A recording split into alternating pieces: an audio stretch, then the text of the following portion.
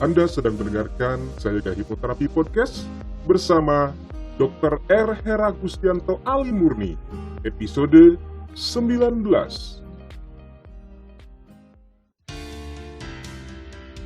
Selamat datang di serial audio podcast bersama Sayaga Hipnoterapi, institusi penyedia layanan hipnoterapi dan konseling profesional di Kota Bandung yang membantu penanganan berbagai masalah kesehatan, emosi, dan perilaku yang mengganggu kualitas hidup. Berpijak pada nasihat luhur, eling, waspada, lan Sayaga, serial audio podcast Sayaga Hipnoterapi hadir untuk membantu Anda menata kehidupan yang berkualitas secara fisik, mental, emosional, dan spiritual dengan sikap yang lebih berkesadaran, lebih berwaspada, dan lebih bersiaga. Halo para kawargian Sayaga semua, senang sekali saya Dr. Anto dapat kembali menyapa para kawargian dalam audio podcast kali ini. Seperti biasa, izinkan saya menyampaikan harapan saya bahwa para kawargian semua selalu sehat sejahtera, sukses, dan bahagia dimanapun dan kapanpun Anda mendengarkan audio podcast ini. Baik, para kawargian Sayaga semua, pada podcast kali ini saya ingin menyampaikan sebuah, mungkin saya akan bilang dalam tanda kutip kesalahpahaman yang sering terjadi di dalam hubungan antara pasien dengan dokternya. Penasaran seperti apakah kesalahpahaman yang saya maksud? Dengarkan terus audio podcast kali ini. Oke, seperti biasa, saya akan membuka dengan berbagi pengalaman saya sebagai seorang dokter dalam menangani pasien-pasien saya ataupun klien-klien saya. Tentunya sudah menjadi hal yang wajar jika klien saya datang kepada seorang dokter untuk mencari kesembuhan. Namun ternyata tidak jarang juga kan bahwa pasien ataupun klien ini sudah berulang kali datang ke seorang dokter namun tidak juga kunjung sembuh. Bahkan akhir-akhir ini ada saja pada saat podcast ini dibuat berita-berita yang dalam tanda kutip mendiskreditkan seorang dokter karena pasien tidak juga kunjung mendapatkan kesembuhan atau perawatan seperti yang diinginkannya atau minimal dibayangkannya. Terlepas dari itu semua, saya ingin menyampaikan bahwa kita harus menyadari ketika kita ingin berubah dari yang tadinya sakit menjadi sehat, kita terkadang lupa bahwa itu adalah sebuah proses. Tentunya sama ketika dulu kita sehat menjadi sakit, ini kan sebuah proses. Sebetulnya tidak ada penyakit yang datang secara tiba-tiba. Apalagi kalau memang itu penyakit yang tidak timbul dari kecil. Dalam artian, mungkin saja ada beberapa kondisi yang kita derita sejak lahir. Misalkan saja pertumbuhan tulang tidak sempurna, penyakit-penyakit bawaan yang secara genetik yang juga kumat dari lahir. Tapi kalau tadinya kita pada saat lahir, pada saat kecil kita tidak punya masalah, kemudian kita menjadi sakit atau mempunyai penyakit, maka tentu saja itu melalui sebuah proses. Ya sebut saja paling gampang misalkan penyakit gula, hipertensi, yang tentunya hal ini tidak diderita dari semenjak kita lahir. Tapi ini mulai kita derita semenjak katakanlah ada sekarang yang mulai dari remaja, dewasa, atau bahkan kita sudah berumur. Nah, penyakit itu baru timbul. Maka tentunya ini adalah sebuah proses. Dan kembali lagi, maka ketika kita ingin dari kondisi sakit menjadi sehat, maka itu pun merupakan sebuah proses. Disinilah kadang mungkin banyak kesalahpahaman karena banyak pasien saya belum menyadari bahwa sesungguhnya proses untuk kita sakit menjadi sehat itu terbagi menjadi 2 minimal, yaitu proses pengobatan dan proses pemulihan. Di mana proses pengobatan merupakan proses eksternal atau dari luar diri yang mempengaruhi kesembuhan seseorang. Dan proses pemulihan adalah proses internal dari dalam diri seseorang yang mempengaruhi proses kesembuhan. Pada proses pengobatan, maka tentunya nanti akan sesuai dengan prosedur pengobatan yang Anda pilih. Misalkan Anda ingin pengobatan dengan medis, dengan pengobatan tradisional seperti misalnya pijat, ataupun bahkan pengobatan alternatif seperti yang beberapa waktu ini sempat ramai ya. Semua pengobatan tersebut tentunya akan melakukan pengobatan sesuai dengan alur pemahaman yang diyakini oleh masing-masing. Ya contohnya ketika Anda pergi ke seorang dokter, ya maka dokter akan menggunakan pemahaman medis yang dimiliki dan melakukan penanganan sesuai dengan keilmuan yang dimiliki. Begitu pula ketika Anda memutuskan untuk memilih berobat secara tradisional ataupun alternatif. Maka para terapis tersebut, ya sebut saja terapis ya, tentu saja juga akan melakukan penanganan sesuai dengan pemahaman yang mereka miliki ataupun yang mereka yakini akan bermanfaat untuk Anda. Tentu saja walaupun saya seorang dokter, di sini saya tidak akan menyebutkan mana yang paling benar atau mana yang meragukan ataupun hal semacam itu. Merupakan hak Anda sebagai seorang pasien untuk memilih proses pengobatan mana yang menurut Anda paling bermanfaat dan paling nyaman untuk Anda jalankan. Namun pesan saya untuk proses pengobatan ini adalah pilihlah secara bertanggung jawab. Karena efek baik ataupun efek buruk dari pengobatan tersebut tentunya diri Anda sendiri yang akan merasakan. Nah, yang ingin saya tekankan dalam audio podcast kali ini adalah proses yang kedua, yaitu proses pemulihan. Ya, tentunya Anda pasti sudah pernah mendengar atau bahkan mengalami sendiri bahwa proses pengobatan seperti apapun ternyata hasilnya bisa berbeda-beda. Ada pasien yang mengalami kesembuhan dan ada pasien yang tidak mengalami kesembuhan. Padahal tentunya kalau kita berpikir bahwa proses pengobatan adalah hal yang paling utama dalam proses kesembuhan, maka tentunya semua orang yang mengalami proses pengobatan yang standar pasti akan sembuh. Kenyataannya ternyata tidak.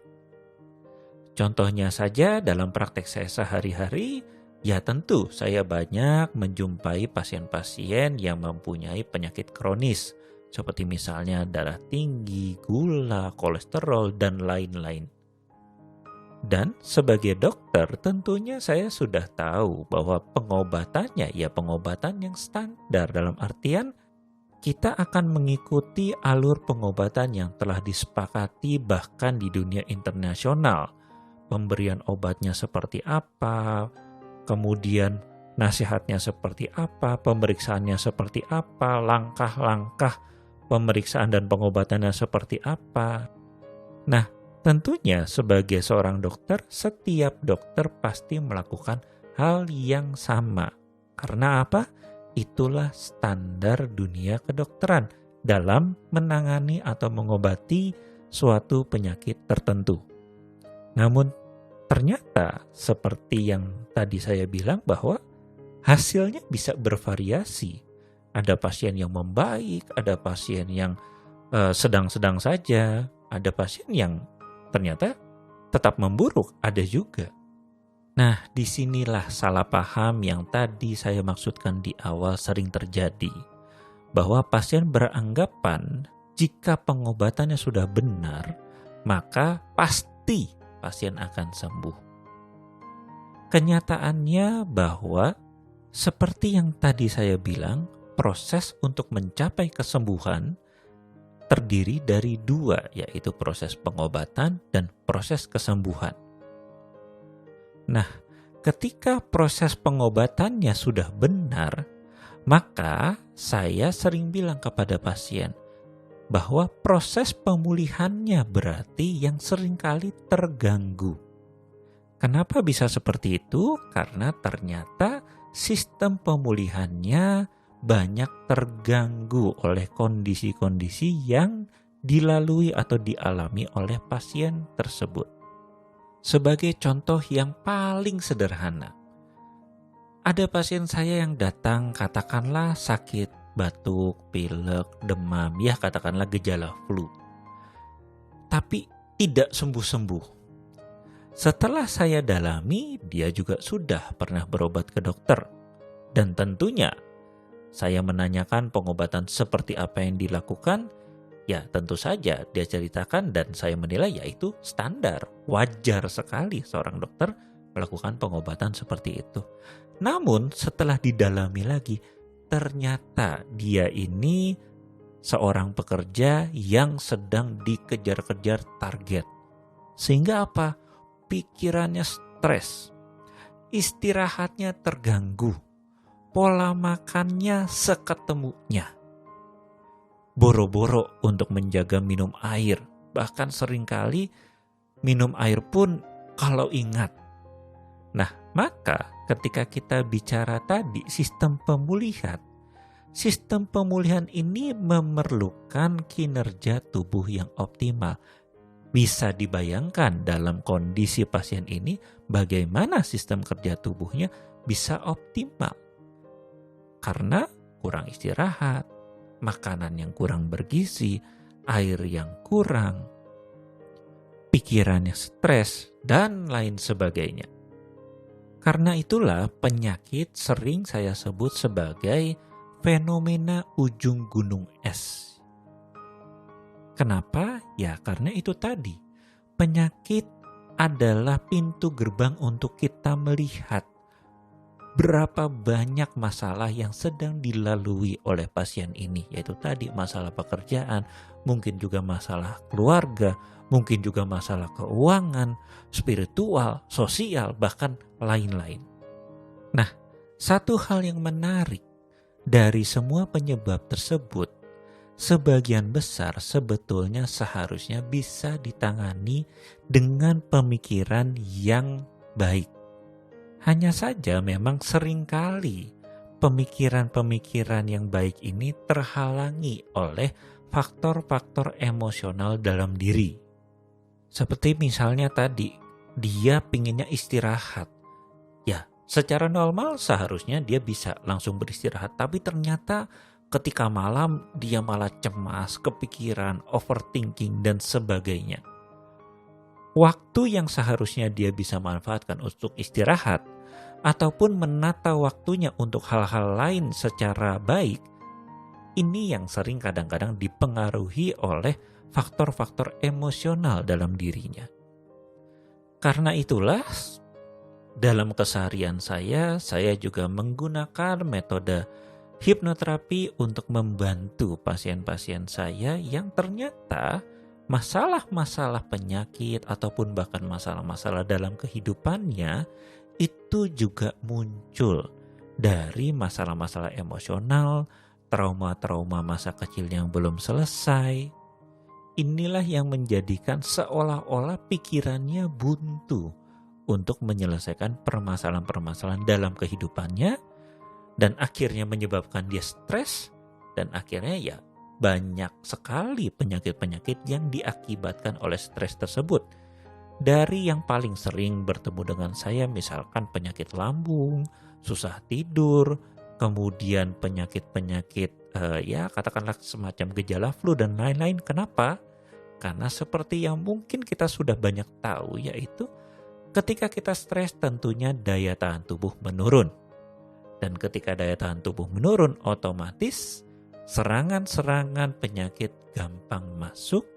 Dan lebih parahnya, secara internal ataupun fungsi kerja organ kita juga akan terganggu. Dalam jangka waktu panjang, inilah yang akan menyebabkan penyakit-penyakit kronis seperti hipertensi, gula darah, dan lain sebagainya. Karena itulah seringkali dalam praktek hipnoterapi yang saya lakukan di Sayaga Hipnoterapi, saya selalu bilang, tujuan sederhana dari saya melakukan hipnoterapi kepada klien saya adalah bagaimana saya membuat atau membantu pasien saya untuk membuat keputusan yang benar.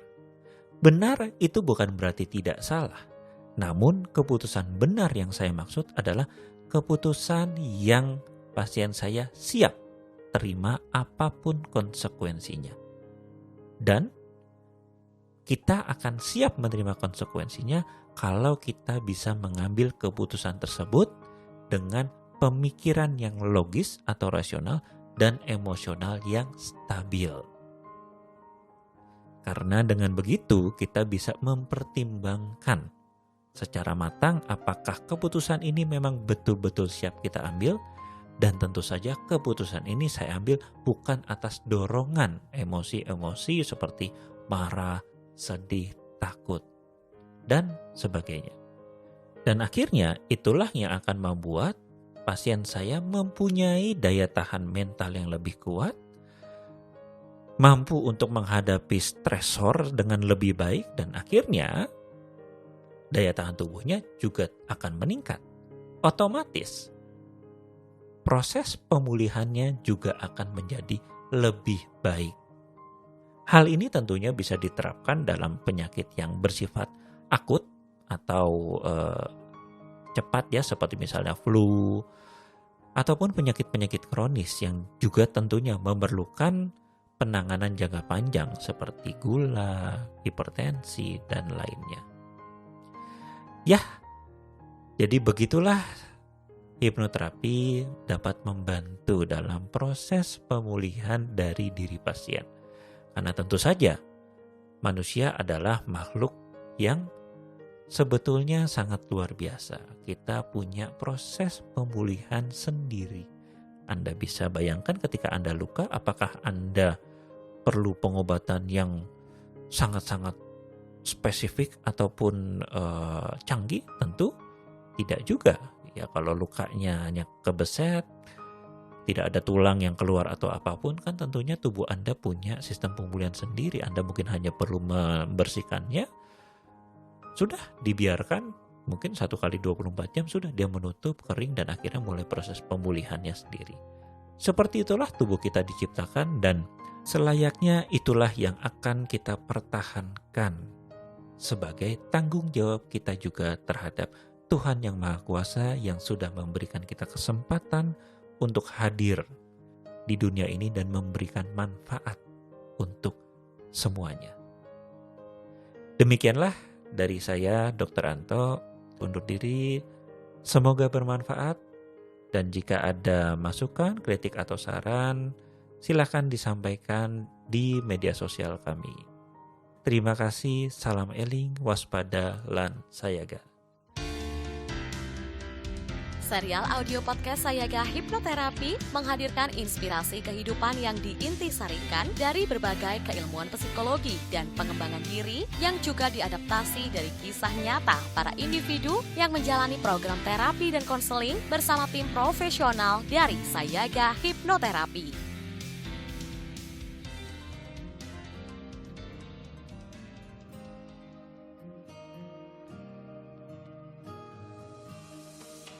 Dapatkan lebih banyak inspirasi menarik lainnya dengan ikuti Instagram @sayagahipnoterapibandung dan podcast channel Sayaga Hipnoterapi.